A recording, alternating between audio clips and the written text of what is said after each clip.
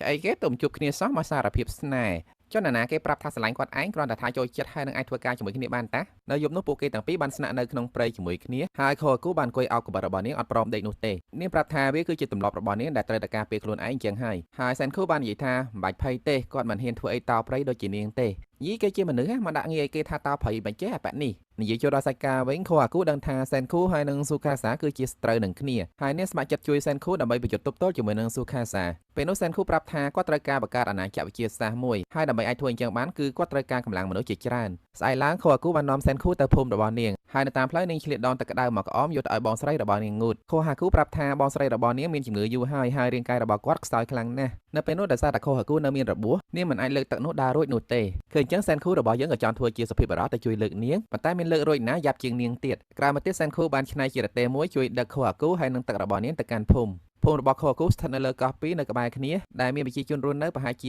40នាក់តែប៉ុណ្ណោះឃើញអញ្ចឹងសែនខូមានការភ្ញាក់ផ្អើលខ្លាំងណាស់បើមើលតាមសម្ភារៈប្រើប្រាស់របស់ពួកគេសែនខូដឹងថាពួកគេសុទ្ធតែជាអ្នកកើតចំនួនក្រោយហើយមើលទៅមិនសូវជាមានចំណេះដឹងផ្នែកវិទ្យាសាស្ត្រឡើយសែនខូអត់យល់សោះថាមនុស្សទាំងនេះកើតពីណាមកបើ3700ឆ្នាំមុនមនុស្សទូទាំងពិភពលោកបានក្លាយទៅជាថ្មអស់ហើយនឹងរឿងហ្នឹងគឺជាអត្ថកម្បាំងដែលយើងនឹងដឹងនៅពេលក្រោយបន្តមកស្រាប់តែមានអ្នកយាមផ្លូវពីរនាក់ស្ទុះមកវាយប្រហារសែនខូតែបានខូអាគូជួយទប់អ្នកយាមផ្លូវទាំងពីរនាក់នោះម្នាក់សក់ខ្មៅមានឈ្មោះថា Kinro ចំណែកឯម្នាក់មានសក់ពណ៌លឿងមានឈ្មោះថា Ginro ពួកគេធ្វើតាមច្បាប់គឺមិនអនុញ្ញាតឲ្យអ្នកប្លែកមុខចូលទៅក្នុងភូមិបានដោយគ្មានការអនុញ្ញាតឡើយប៉ុន្តែបើតាមក្បាច់គុណពីរនាក់នឹងមិនអាចទប់ទល់ជាមួយនឹងខូអាគូបានទេនៅពេលនោះមុនពេលដែលពួកគេប៉ះទង្គិចគ្នាសែនខូបានដកសាប៊ូរបស់គាត់មកជ្រលក់ជាមួយនឹងទឹកហើយផ្លុំចេញជាពពុះសាប៊ូដែលពេញលើអាកាសធ្វើឲ្យ Kinro ហើយនិង Ginro ភ័យនាំគ្នាចាក់កំទេចនៅពេលនេះសែនខូដឹងច្បាស់ហើយថាចំណេះដឹងផ្នែកវិទ្យាសាស្ត្ររបស់អ្នកភូមិនេះមានកម្រិតខ្សោយណាស់ប៉ុន្តែពួកគេអាចជួយជាកម្លាំងដល់គាត់បានរួចចោះចាំបាច់ធ្វើមកដូចតួចិត្តអាក្រក់ពេលឃើញចឹង Ginro គិតថាសែនខូនឹងជាអំពើអាបធ្មប់ដល់ពេលអញ្ចឹងទៅគាត់ក៏ទៅហៅគ្នាគាត់ម្នាក់ទៀតដែលជាអំពើអាបធ្មប់ដូចគ្នាមកទប់ទល់ជាមួយនឹងសែនខូម្នាក់ដែលមកក្រោយហ្នឹងបានប្រកាសថាគាត់ឈ្មោះក្រមគឺជាគ្រូធ្មប់ប្រចាំភូម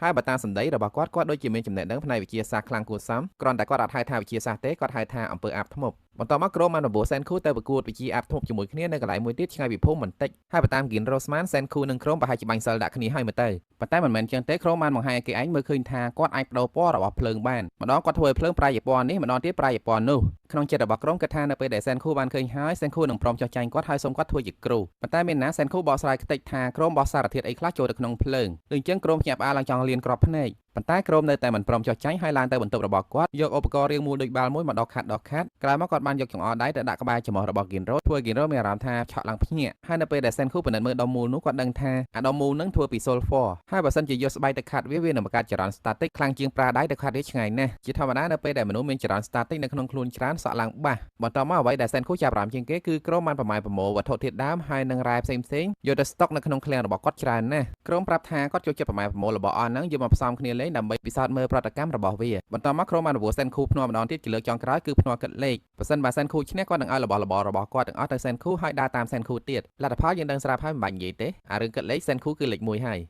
យនៅទីបំផុតសែនខូបានក្រមម្នាក់ទៀតធ្វើការជាមួយគាត់បន្តមកសែនខូបានយកថ្មម្ដុំដែលគាត់ហៅថាសេណាបាទៅវាយកំទេចហើយដាក់ចូលទៅក្នុងឆ្នាំងដីដើម្បីដុតគាត់ធ្វើអញ្ចឹងគឺដោយសារតែគាត់ចង់បង្កើត Mercury ដែលខ្មែរហៅថាសំណក្រោយមកគាត់បានរោយកំទេចមាសបន្តិចចូលទៅហើយទាញចុងលំពែងរបស់ Kinro យកទៅជ្រលក់នៅក្នុងឆ្នាំងនោះធ្វើឲ្យចុងលំពែងរបស់ Kinro ឡើងពណ៌មាសយ៉ាងស្អាតសែនគូធ្វើអញ្ចឹងគឺដើម្បីសោកប៉ាន់ Kinro ចង់ឲ្យ Kinro អនុញ្ញាតឲ្យគាត់បានចូលភូមិប៉ុន្តែ Kinro ជាមនុស្សកាន់ច្បាប់ម៉ឺងម៉ាត់ណាស់គាត់នៅតែមិនអនុញ្ញាតឲ្យសែនគូដើរចូលភូមិដដែលនឹងទោះជាអញ្ចឹងក៏ដោយមើលទៅ Kinro ដូចជាពេញចិត្តជាមួយនឹងលំពែងពណ៌មាសរបស់គាត់យ៉ាងខ្លាំងបន្តមកសែនខូបានទៅពិនិត្យមើលនៅក្នុងឃ្លាំងម្ដងទៀតហើយឃើញថាក្រុមក៏បានប្រមូលឬឈើសំខាន់មួយចំនួនដែលអាចយកមកធ្វើថ្នាំផងដែរក្រុមនិយាយថាគាត់មានគោលបំណងចង់ផ្សំថ្នាំដើម្បីព្យាបាលជំងឺឲ្យបងស្រីរបស់ខូហាគូនិយាយ